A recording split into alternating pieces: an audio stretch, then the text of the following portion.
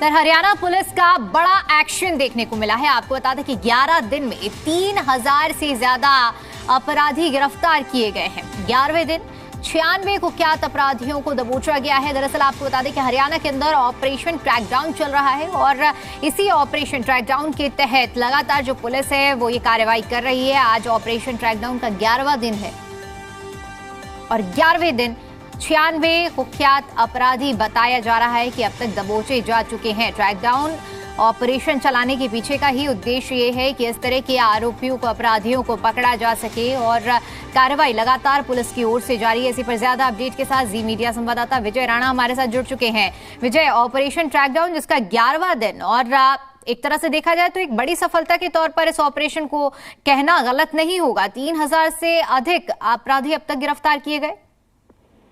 बिल्कुल 5 नवंबर से operation ट्रैकडाउन Haryana police की ओर शुरू किया गया था और पिछले कई सालों को अगर हम उठाएं तो कह सकते हैं कि इन सालों में ऐसा ही पहला ऑपरेशन देखने को मिला है कि पुलिस इतने बड़े स्तर पर काम कर रही है और 11 दिनों में 3000 अपराधियों को पुलिस ने पकड़ा है। इसमें कई नामी जो गैंग चलते हैं हरियाणा में उनके सदस्यों को भी गिरफ्तार किया गया है। फिरोजपुरिया गैंग की बात करें, रोहित गुब्बारा गैंग की बात करें, ऐसे जो कुख्यात अपराधी है उनको भी गिरफ्तार किया गया है और 5 नवंबर से ऑपरेशन शुरू हुआ था और हर रोज सैकड़ों अपराधी जो है पुलिस की ओर से पूरे हरियाणा में जो है वो पकड़े जा रहे हैं। साथ ही हरियाणा पुलिस बाकी राज्यों के साथ मिलकर भी काम कर रही है ताकि अगर अपराधी हरियाणा छोड़कर दूसरे राज्य भागते हैं तो तब भी उनको गिरफ्तार किया जा सके।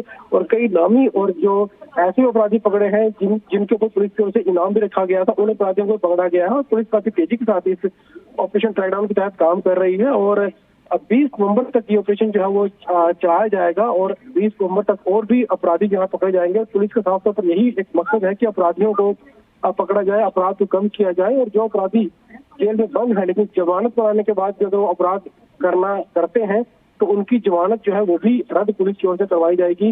उसके लिए कोर्ट का रास्ता अपनाया जाएगा। पुलिस सख्ती के साथ जो है अपराधी से निपटने के लिए काम कर रही है।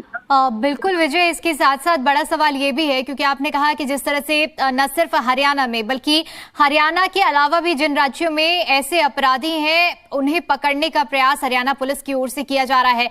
तो अगर विस्तार से हम समझना चाहें कि ऑपरेशन ट्रैकडाउन की कार्यशैली क्या है, किस तरह से पुलिस इसे एग्जीक्यूट कर रही है, जरा ये भी विस्तार से बताइए।